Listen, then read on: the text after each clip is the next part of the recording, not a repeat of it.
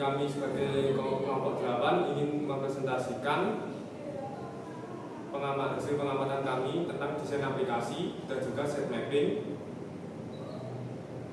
Dimulai dari nama saya, David Koiri Satria Wibowo dengan NIM 253307044. Saya Agustina Melani dengan NIM 253307038. Dan saya Dia Sarif Ajwa Prakasa dengan NIM 253367053. Baik, di sini saya akan mempresentasikan terkait analisis desain saya, yaitu analisis desain terhadap aspek UI UX pada aplikasi AlphaGIF. Sebelumnya AlphaGIF merupakan aplikasi belanja online milik Alfamart yang menyediakan berbagai kebutuhan sehari-hari seperti bahan makanan, minuman, dan produk lainnya.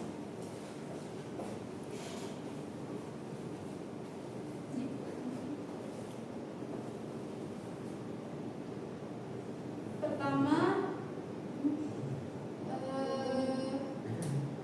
perkembangan teknologi digital yang semakin pesat telah membawa perubahan besar dalam berbagai aspek kehidupan manusia, termasuk dalam bidang perdagangan dan pelayanan retail. Saat ini, hampir seluruh kebutuhan masyarakat dapat dipenuhi melalui pelayanan digital, mulai dari pembelian produk, pembayaran tagihan, hingga pemesanan layanan antar. Transformasi digital ini mendorong banyak perusahaan untuk mengembangkan aplikasi mobile yang dapat memudahkan pelanggan dalam melakukan transaksi tanpa harus datang langsung ke toko fisik. Nah, salah satunya perusahaan retail terbesar yang mengembangkan ini yaitu Alfamart. Alfamart ini membuat suatu aplikasi mobile bernama AlphaGIF. Kemudian rumusan masalah dari hal ini yaitu yang pertama, bagaimana tampilan antarmuka pengguna atau UI pada aplikasi AlphaGIF. Kemudian bagaimana pengalaman pengguna atau UX dalam menggunakan AlphaGIF. Kemudian yang ketiga, apa masalah yang ditemukan dalam aplikasi dan bagaimana rekomendasi perbedaannya. Pertama, kita akan masuk ke dalam hasil analisis saya dan pembahasan. Pertama, analisis terhadap user interface atau UI. Di sini pada layout dan tata letak aplikasi AlphaGIF menggunakan gaya card-based layout yang dipadukan dengan penempatan elemen secara bertingkat dari atas ke bawah. Pada bagian atas layar berisi area informasi lokasi, bar pencarian, dan tombol-tombol tambahan seperti icon chat, notifikasi, dan favorit. Nah, penempatan elemen-elemen ini sebenarnya strategis karena fitur pencarian termasuk fungsi inti dalam aplikasi belanja. Namun, jarak antar elemen terlihat sangat rapat sehingga menimbulkan kesan padat. Bisa dilihat dalam screenshot aplikasi ini. Pada menu-menu ini jarak dari tulisan itu sangat rapat dengan atasnya sehingga dia terlihat sangat kurang menarik dilihat. Kemudian di bawah search bar terdapat kartu informasi membership yang memuat poin, voucher, stamp, dan star. Kartu ini cukup besar dan mengambil ruang yang luas sehingga menambah kesan crowded pada bagian atas layar. Seperti yang saya katakan tadi, pada bagian ini ya, search bar ini dia terlihat tampilannya cukup padat.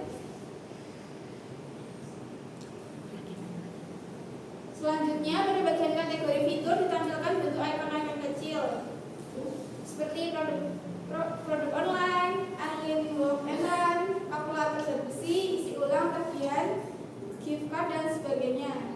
Nah, sayangnya lagi-lagi icon ini tersusun rapat dan sedikit berdesakan sehingga membuat kita sebagai user itu melihatnya itu kurang nyaman dan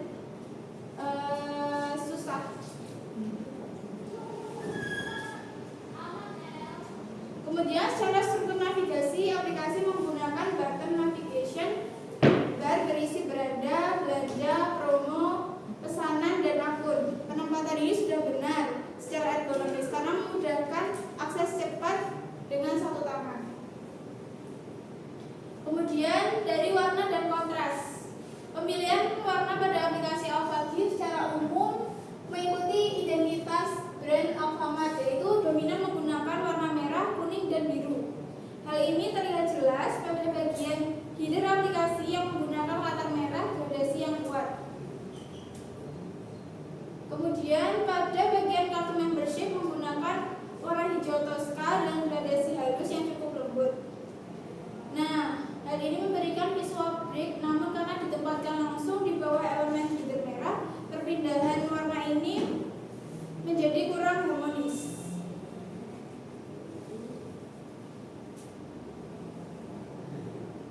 Kemudian pada tipografi, masuk ke tipografi, pada aplikasi Alphagift secara umum menggunakan font sans serif yang modern, sederhana, dan mudah dibaca pada berbagai ukuran layar. Pemilihan jenis huruf ini mendukung keterbacaan karena karakter hurufnya tidak memiliki ornamen tambahan dan tampil bersih, sehingga sesuai dengan prinsip desain antarmuka digital yang menekankan kejelasan dan kemudahan membaca. Pada bagian header halaman promo, teks promo ditempatkan dengan ukuran besar dan warna putih di atas latar merah yang kontras. Hal ini membuatnya sangat jelas, terlihat, dan mudah diidentifikasi sebagai judul halaman. Nah, ini ada bagian promo.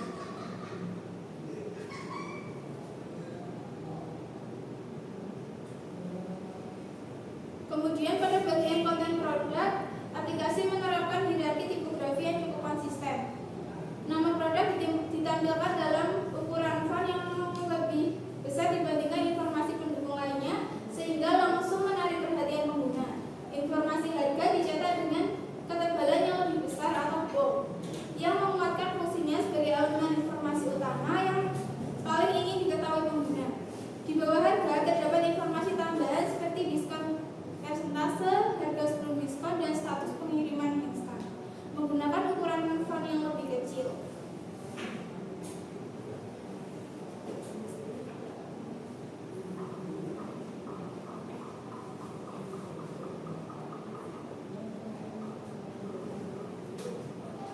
Kemudian ikon dan gambar. Secara umum ikon yang digunakan dalam aplikasi terlihat familiar dan mengacu pada bentuk visual yang umum ditemukan di aplikasi e-commerce lainnya, seperti keranjang belanja, ikon profil, ikon pencarian, dan ikon kategori. Hal ini memudahkan pengguna untuk memahami fungsi masing-masing ikon tanpa perlu membaca teks pendamping. Nah, penempatan ikon pada button navigation bar juga mencerminkan standar antarmuka modern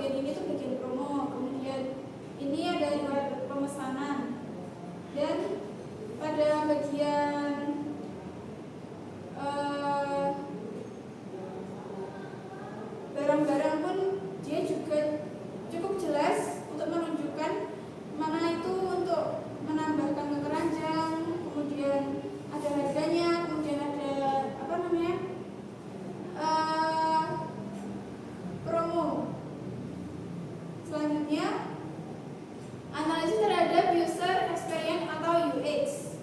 Yang pertama, kemudian penggunaan. Secara umum, aplikasi Alphagif cukup mudah digunakan, terutama bagi pengguna yang sudah familiar dengan aplikasi belanja online. Elemen dasar seperti produk, keranjang promo, dan pesanan ditempatkan pada posisi yang logis. Pengguna baru juga dapat memahami alur dasar berbelanja karena struktur visualnya menyerupai aplikasi e-commerce yang lain. Namun pada beberapa hal mungkin dapat membuat pengguna baru agak kebingungan, terutama di halaman daftar belanja rutin. Banyaknya informasi dalam satu layar, mulai dari rekomendasi belanja rutin, produk yang sudah ditambahkan, tombol aksinya, hingga status pengiriman instan bisa terasa padat. Untuk pengguna baru, hal ini bisa menciptakan cognitive overload atau kebingungan terhadap prioritas fitur mana yang harus digunakan terlebih dahulu. Selanjutnya, alur navigasi. Alur navigasi dalam aplikasi terlihat logis dan efisien. Pengguna dapat berpindah halaman utama mulai dari beranda, belanja, promo, pesanan, dan akun hanya dengan satu tab melalui button navigation bar seperti ini.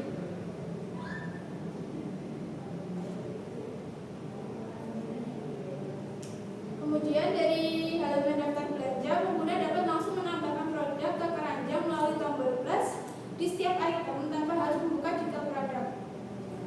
Lalu alur menuju halaman pesanan cukup jelas karena ikon pesanan selalu terlihat di navigation bar bawah menandakan akses cepat. Namun pada halaman belanja rutin ada dua tab tambahan, yaitu belanja rutin dan belanja favorit, yang mungkin kurang terlihat jelas bagi sebagian pengguna karena warna tab pasif menggunakan algoritma yang kurang kontras, dan hal ini bisa mempengaruhi pengalaman navigasi bagi pengguna yang tidak terbiasa mengakses fitur tab. Selanjutnya, feedback dan respon sistem. Aplikasi memberikan beberapa jenis feedback visual dan sistem yang cukup jelas. Mulai dari pada tombol plus, sistem menampilkan perubahan jumlah item pada keranjang di pojok kanan atas, sehingga pengguna tahu bahwa item berhasil ditambahkan. Lalu, pada status pengiriman instan, dalam warna merah memberikan informasi cepat tentang opsi pengiriman. Halaman pemesanan menampilkan ilustrasi dan teks mengenai transaksi yang merupakan feedback yang baik dan mencegah halaman kosong yang membingungkan. Namun pada gambar yang disediakan tidak terlihat adanya push notification atau pesan pop-up setelah produk ditambahkan, yang berarti pengguna mungkin perlu mengecek keranjang secara manual untuk memastikan tindakan berhasil. Selanjutnya, efisiensi waktu.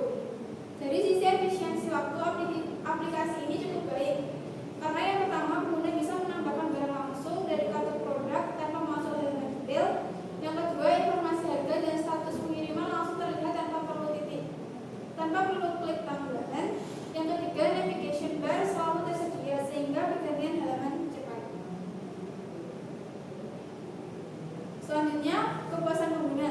Aplikasi ini memberikan pengalaman visual yang bersih, warna konsisten, dan elemen yang familiar, sehingga secara umum memberikan pengalaman yang menyenangkan.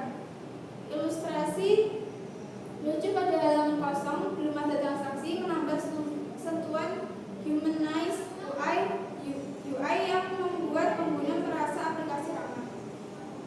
Meskipun begitu, aplikasi yang relatif patuh di beberapa tampilan, terutama daftar belanja rutin, berpotensi mengurangi kenyamanan, terutama bagi pengguna yang tidak suka tampilan penuh informasi. Selanjutnya, ada masalah yang ditemukan dan rekomendasi solusinya.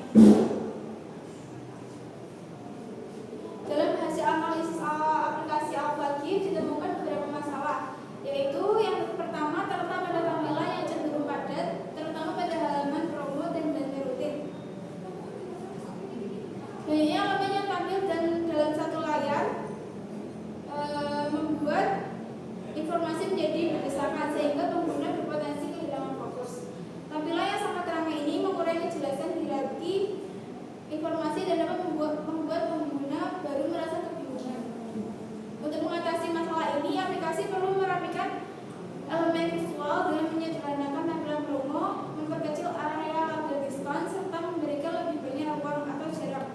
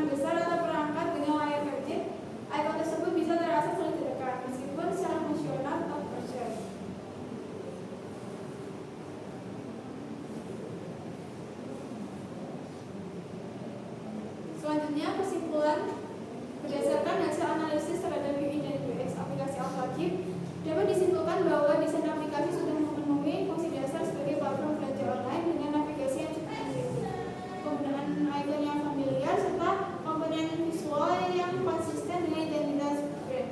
Namun aplikasi masih memiliki kelemahan pada beberapa aspek, terutama pada bagian tampilan yang terlalu padat. Selain itu, konsistensi desain antar halaman belum sepenuhnya stabil serta beberapa elemen seperti warna, kontras, dan ukuran icon masih dapat ditingkatkan agar pengalaman pengguna menjadi lebih nyaman dan efisien. Selanjutnya, agar pengalaman pengguna dapat ditingkatkan, Alphagif disarankan untuk merapikan tata letak halaman, memberikan jarak yang lebih seimbang antara elemen serta menyederhanakan tampilan volume agar tidak terlalu mencolok atau menjadi layar.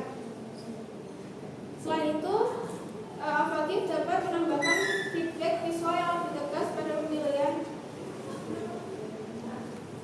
seperti konfirmasi atau animasi saat produk masuk ke keranjang. Perbaikan pada pemilihan warna tab, konsistensi ilustrasi, dan peningkatan ukuran touch target icon juga perlu dipertimbangkan untuk meningkatkan aksesibilitas.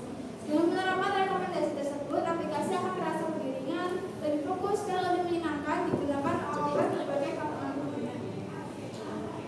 Sekian presentasi terkait desain analisis terhadap UI UX aplikasi Alphagif. Terima kasih. Baik, di sini saya akan melanjutkan menjelaskan mengenai site mapping yang telah saya buat, yaitu pada aplikasi Grab. Di sini terlihat beberapa warna. Yang pada bagian atas terdapat beberapa fitur dengan warna biru, yaitu fitur home, payment, activity, kotak masuk, akun, dan Grab for Campus.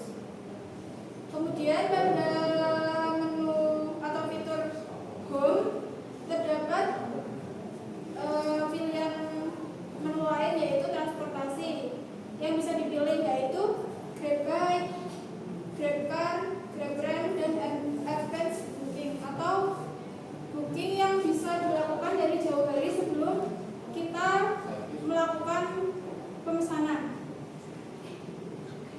Selanjutnya ada menu lain yang bisa dipilih, yaitu makanan atau GrabFood, yang di dalamnya terdapat menu atau fitur yang bisa dipilih, yaitu restoran terdekat, item populer, promo, dan ambil sendiri. Selanjutnya ada fitur belanja atau GrabMart, yaitu ada pilihan minimarket, household needs, fresh item, dan health and beauty. Jadi di sini kita bisa memilih berbagai barang yang akan kita beli. Kemudian ada pengiriman juga, yakni bisa pilih pengiriman instan, same day, atau reguler. Kemudian pada menu payments terdapat fitur lain, yaitu balance, top up, dan display. Pada menu activity terdapat fitur lain, yaitu rides, food orders, mart purchases, dan deliveries. Selanjutnya pada menu kotak masuk terdapat notifikasi update pemesanan, chat yang bisa kita gunakan, yaitu untuk chat ke driver, kurir, atau merchant.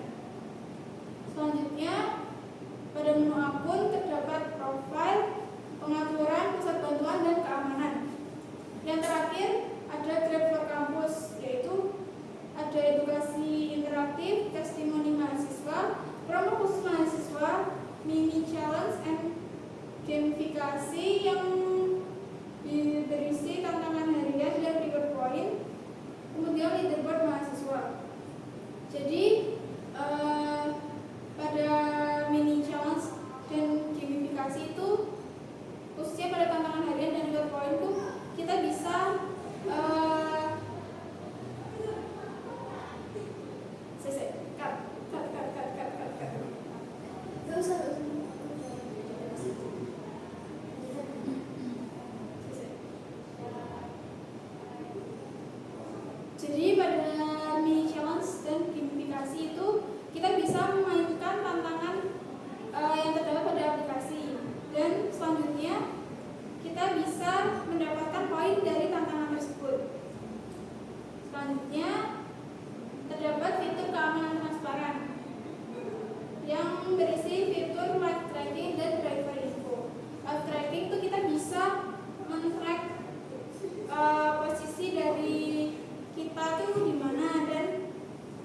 driver info, kita dapat mengetahui info-info dari driver yang akan kita pilih. Sekian set mapping aplikasi Grab yang dapat saya jelaskan. Kurang lebihnya mohon maaf. Wassalamualaikum warahmatullahi wabarakatuh.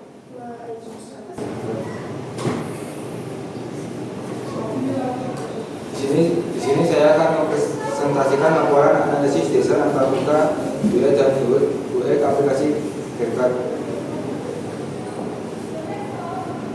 Perkembangan teknologi saat ini mendorong meningkatnya penggunaan aplikasi editing video berbasis mobile. Salah satu aplikasinya yang sangat populer digunakan oleh pengguna smartphone adalah GrabCard. GrabCard menyediakan berbagai fitur pengeditan video seperti pemotongan, penambahan teks, musik, efek visual, filter warna, dan transisi. Keberhasilan GrabCard sebagai aplikasi editing tidak hanya terletak pada kelengkapan fitur, tapi juga pada kualitas UI dan UX. UI berkaitan dengan tampilan visual aplikasi, sedangkan UX berkaitan dengan pengalaman pengguna saat berinteraksi dengan aplikasi tersebut. Tujuan dari laporan ini adalah menganalisis penerapan UI dan UX pada aplikasi GrabCard serta memberikan rekomendasi perbaikan agar pengalaman Untuk pengamatan saya mengamati tampilan beranda dan navigasi utama, mencoba proses pembuatan proyek baru atau new project, menganalisis elemen visual seperti warna, ikon, dan tipografi, menilai kenyamanan dan efisien saat proses editing, mencatat masalah yang muncul selama penggunaan.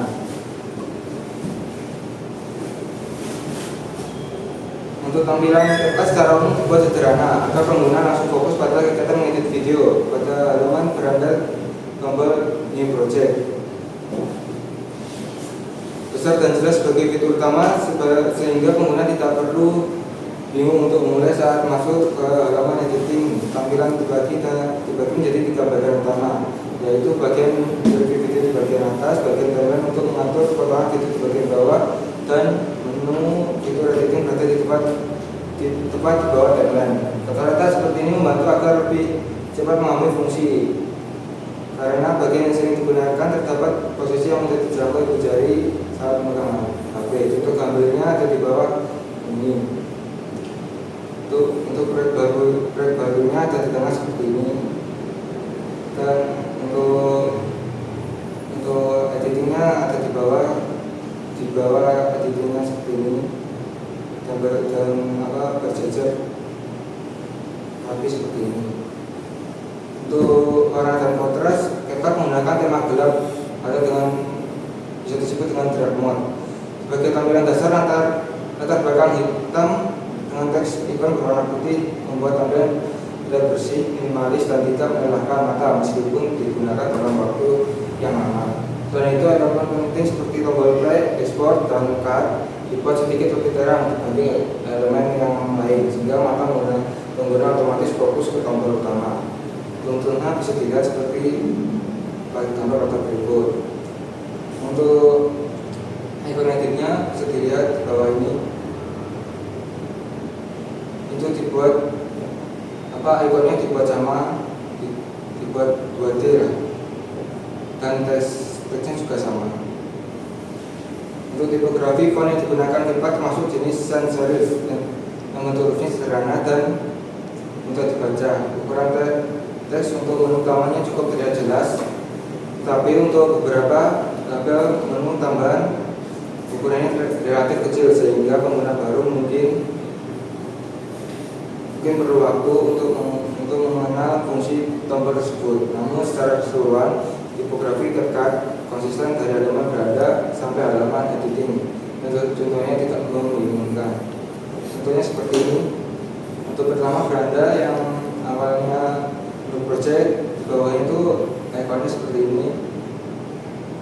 Tidak beda-beda, maksud konsisten lah dari awal sampai akhir.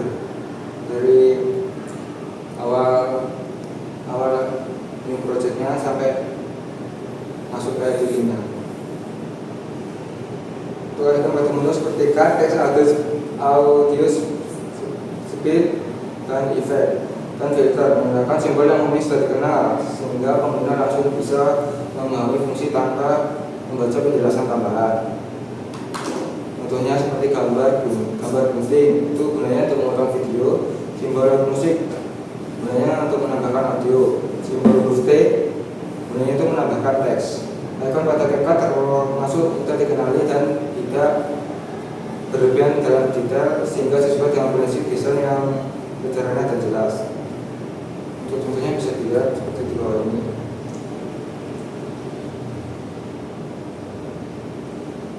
Untuk konsisten desain dari awal membuka aplikasi proses membuka video. Dari tampilan CapCut tetap sama, namun warna posisi tombol dan ikonnya tidak berubah-ubah sehingga pengguna tidak perlu beradaptasi ulang ketika berpindah halaman. Konsisten ini membantu pengguna lebih cepat terbiasa, mengurangi kesalahan penggunaan, lebih nyaman mengetik dalam waktu lama. Dan contohnya seperti di bawah ini. Ini awal new project, halaman editing dan bagian ekspor dalam videonya.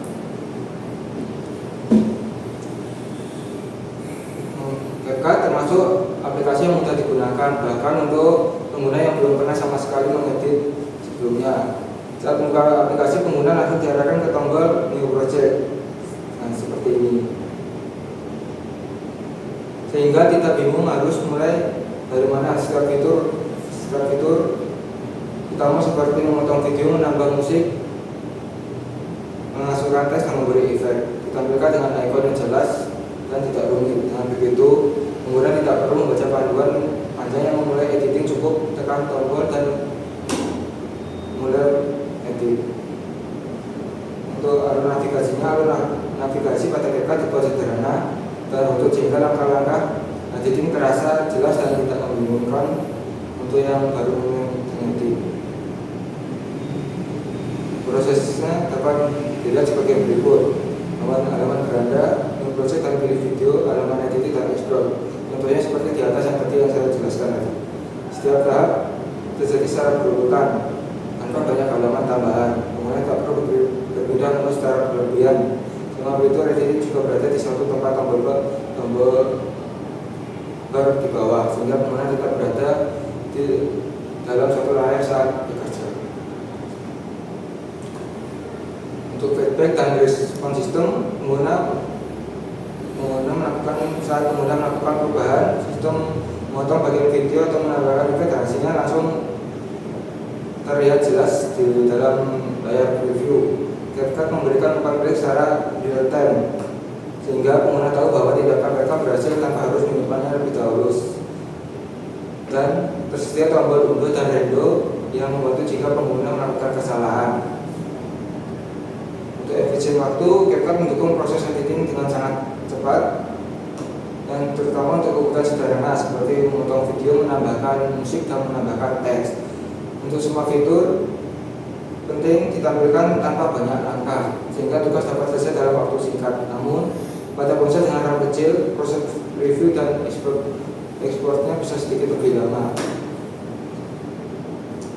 Untuk kepuasan penggunaan secara keseluruhan, pengalaman penggunaan CapCut terasa nyaman dan menyenangkan. Aplikasi tidak membingungkan, fitur jelas dan proses editing sederhana. Satu hal yang dapat mengurangi kenyamanan adalah iklan yang selalu muncul pada saat ekspor video dan saat keluar pada aplikasinya. Untuk masalah dan solusinya bisa dilihat seperti berikut. Untuk yang pertama, permasalahan muncul iklan saat menyimpan video. Dampaknya bagi pengguna itu mengurangi kenyamanan pengguna, proses penyimpanannya menjadi lebih lama. Untuk solusinya, CapCut dapat menyediakan opsi skip iklan atau pilihan paket tanpa iklan dengan harga murah agar pengguna tetap dapat menyimpan video dengan cepat tanpa gangguan. Untuk yang kedua, beberapa template terkunci dan memerlukan login TikTok. Untuk dampak penggunanya, pengguna terasa akses fiturnya terbatas, mengurangi kebebasan dalam memilih template editingnya. Untuk solusinya, bisa disediakan beberapa template dasar tanpa perlu login sehingga pengguna tetap tidak perlu memiliki TikTok yang Orang yang tidak memiliki aplikasi TikTok tetap bisa memanfaatkan fitur editing dengan lengkap. Untuk yang ketiga, aplikasi TikTok cukup berat diupdate dengan RAM yang kecil. Untuk pengguna kesulitan mengedit secara halus, bisa menyebabkan frustasi dan tidak ingin melanjutkan editing. Untuk solusinya bisa ditambahkan mode ringan atau low performance mode yang menurunkan kualitas preview sementara saat editing sehingga aplikasi berjalan lebih lancar. Untuk yang keempat, beberapa fitur nanti termasuk dalam CapCut Pro berbayar. Pengguna tidak dapat menggunakan semua fitur editing secara bebas. Hasil video bisa menjadi kurang sesuai keinginan karena fiturnya ada yang terkunci. Pengguna merasa kurang puas karena mendapatkan batasan walaupun aplikasinya gratis. Untuk solusinya bisa menyediakan fitur versi dasar yang gratis atau berikan periode trial gratis untuk mencoba CapCut Pro terlebih dahulu. CapCut juga bisa memberikan pilihan membeli fitur tertentu secara satuan, bukan harus langganan penuh fitur kontrol promosi. Untuk yang kelima, fitur yang dulu gratis sekarang dibuat berbayar dan pro. Pengguna yang terbiasa menggunakan aplikasi CapCut yang fiturnya gratis merasa kecewa karena harus berbayar untuk hal yang dulu gratis. Untuk proses editingnya menjadi terbatas karena pengguna yang tidak ingin mengeluarkan biaya. Pengguna mungkin mencari aplikasi alternatif yang lebih banyak fitur gratisnya. Untuk solusinya, kita sebaiknya mengembalikan sebagian fitur aplikasi gratisnya agar pengguna lama tidak merasa dirugikan. Alternatif lainnya adalah menyediakan fitur pro dalam bentuk trial harian atau trial mingguan, jadi pengguna tetap bisa mencoba fitur tanpa langsung berlangganan. Untuk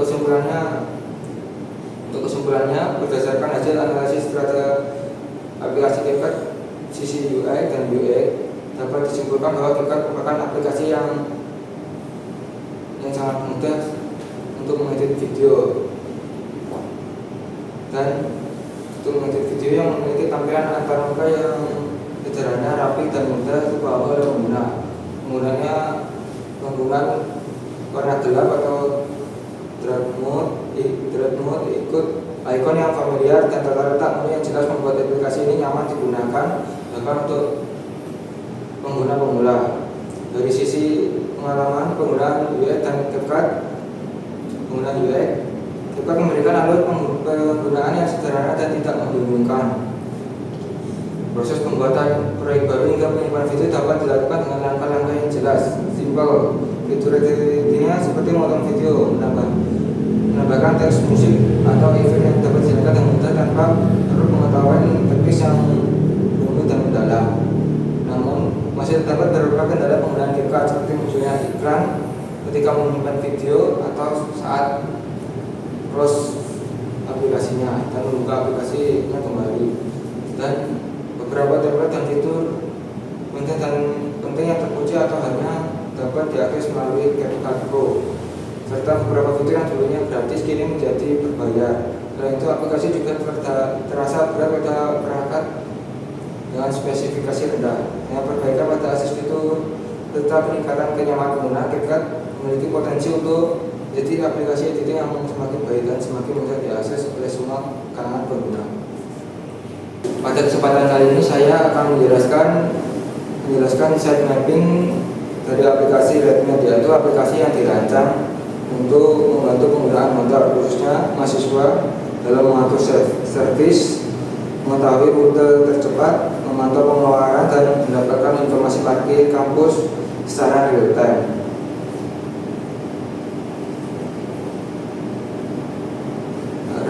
Redmedia dibuat berdasarkan permasalahan pengguna seperti lupa servis motor, kehabisan bensin terjebak dalam macet, dan sulit menemukan tempat parkir. Karena itu aplikasi dirancang dengan struktur menu yang jelas dan rapi dan mudah digunakan. Untuk menggambarkan alur dan struktur tersebut, saya membuat site mapping aplikasinya. Tujuan site mapping ini adalah untuk mengatur halaman-halaman aplikasi secara hierarki, menunjukkan hubungan antar menu dan memudahkan pengguna alur navigasi.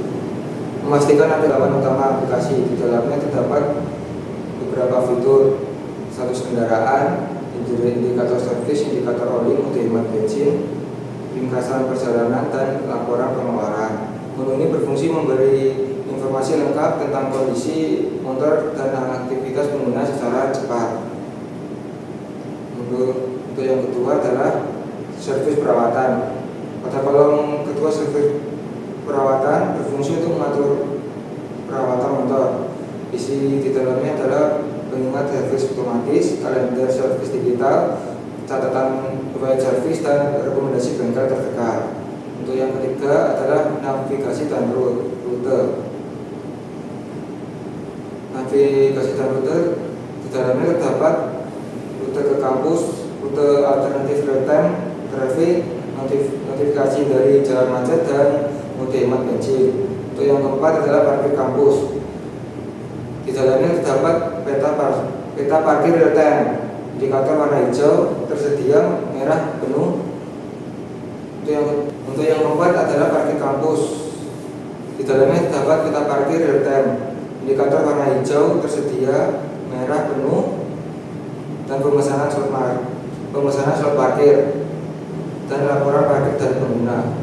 Untuk yang kelima adalah pengeluaran finansial. Di dalamnya terdapat catatan bensin dan servis, laporan efisien bulanan, dan statistik penggunaan motor. Untuk yang keenam ada komunitas. Di dalamnya ada info jalan mahasiswa, forum diskusi, dan laporan kondisi jalan. Untuk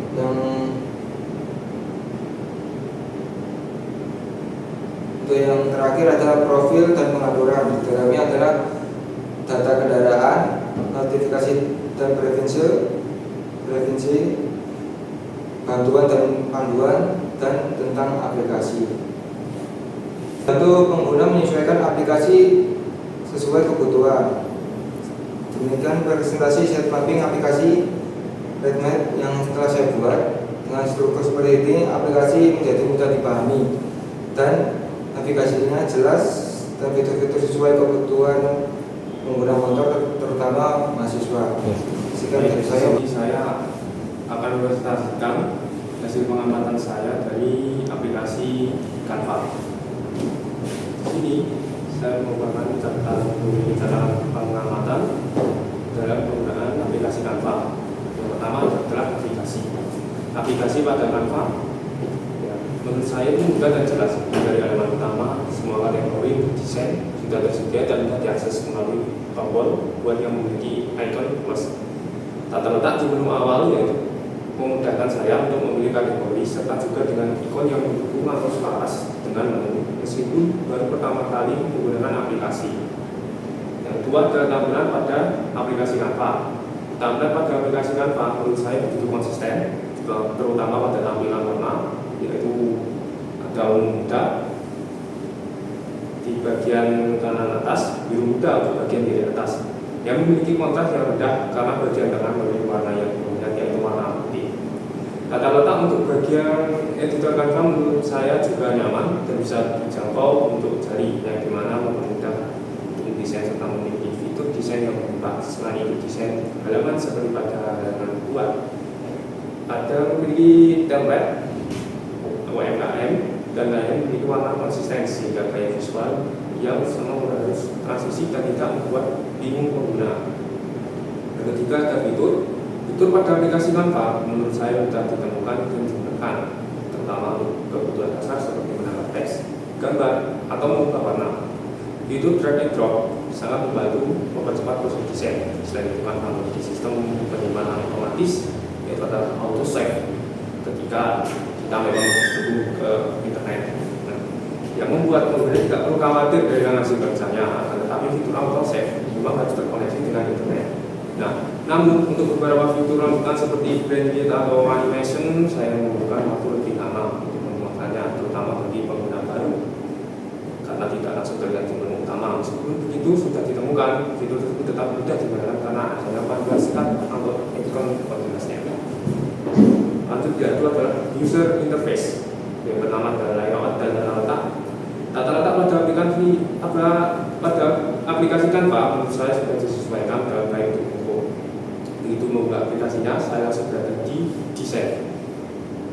Jika belum menyelesaikan atau melakukan revisi pada desain untuk mencari template, tinggal klik menu template. Dan jika ingin memilih kategori maka memilih menu.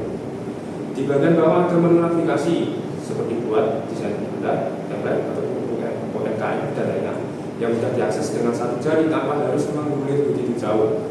Saat masuk ke mode mengedit atau editor, agar Canva tetap rapi. Pada bagian tengah juga untuk area desain. Di bagian bawah muncul menu mana tunggal yang berisi konteks, gambar, warna dan lainnya. Sementara di bagian atas ada tombol undo, redo, dan share.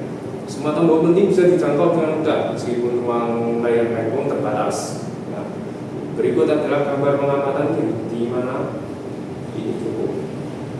Itu pahami untuk user-user baru. Kedua ada warna dan kontras. Warna Canva versi ponsel terlihat baru untuk bagian pojok kanan dan kiri bagian atas. Warnanya yang cerah dan enak ketika dilihat. Dan warna putih ada di bagian tengah agar kita tetap fokus pada tujuan kita, yaitu untuk editing. Untuk kontras pada Canva, saya tidak mempermasalahkannya karena menurut saya nyaman saat untuk dilihat dalam keadaan pencahayaan yang redup bisa tetap terlihat nyaman di mata. Nah, berikut adalah gambar pengamatannya. Saya dilihat karena dari warnanya tidak terlalu kontras, di mana tidak terlalu padat. Yang ketiga ada tipografi.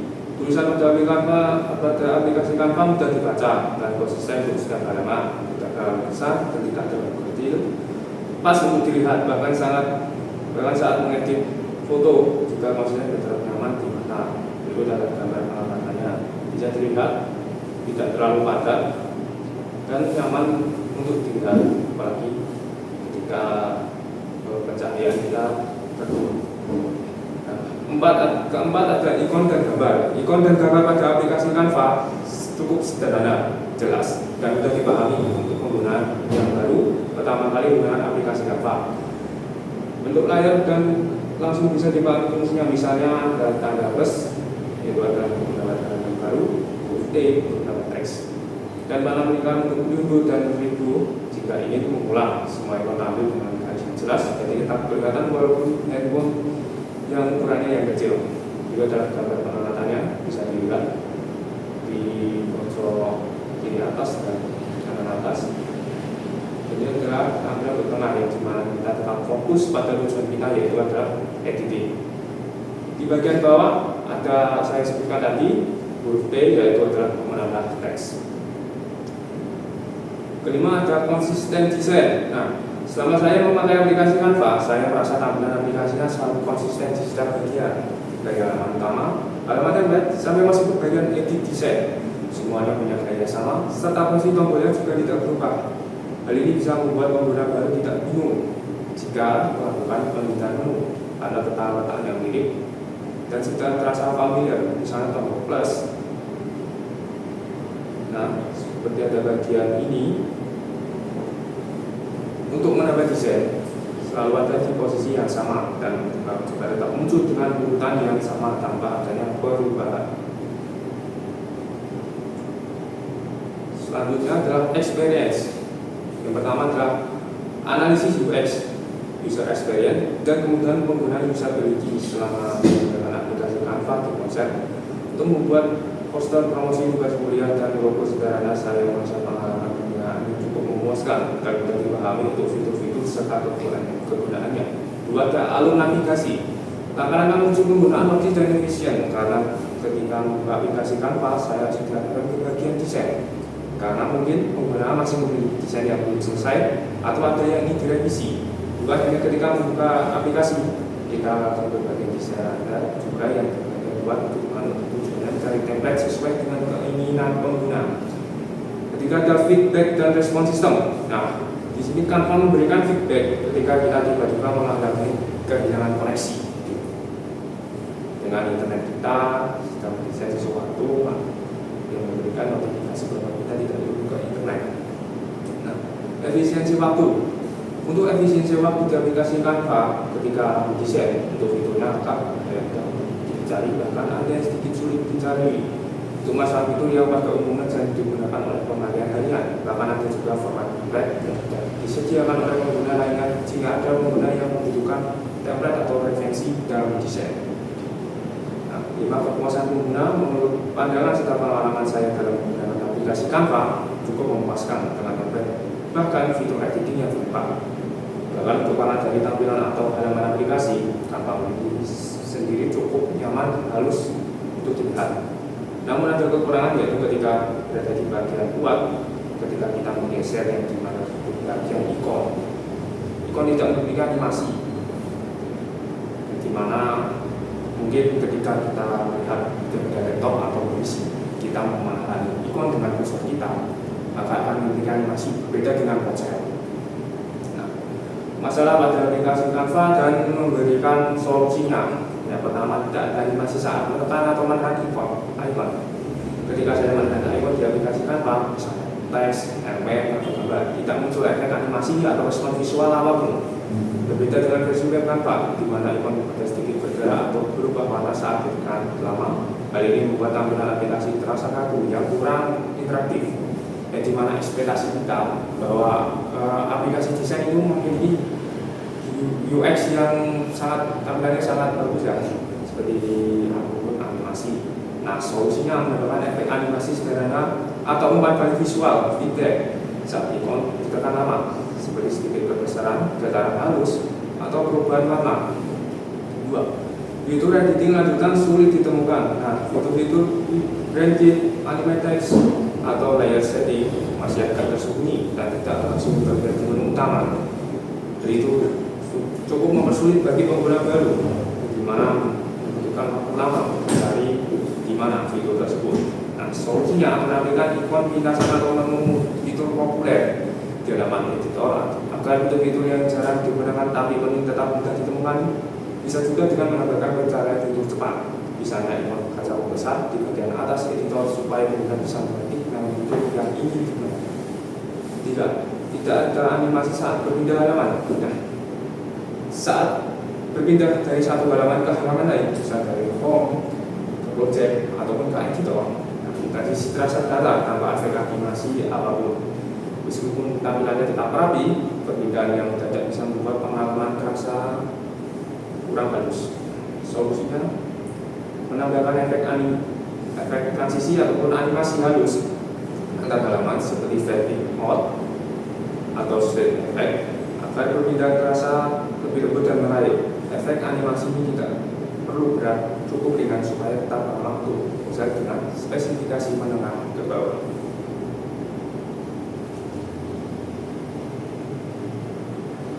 Oke, di sini kita akan lanjut ke bagian set mapping. Set mapping sendiri adalah sebuah pemetaan yang dimana pemetaan tersebut bisa dipahami untuk orang yang awam.